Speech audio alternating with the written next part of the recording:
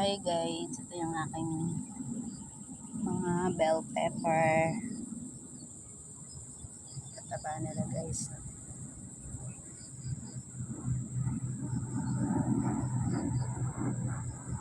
Yung bago pa lang yung mga ano nila guys.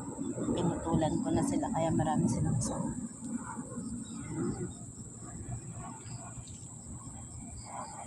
At saka organic yan guys. Nilalagyan ko lang yan ng mga tuyo-tuyong dahon bago ako nagtanim. May bulaklak na sila. Tsaka yung buto nito guys, galing ko lang sa yung mga ginamit ko nagluto ako ng kaldereta yata yun. Sa mga pinaggamitan na kinukuha ko yung buto then pinupula ko. Ayan na sila.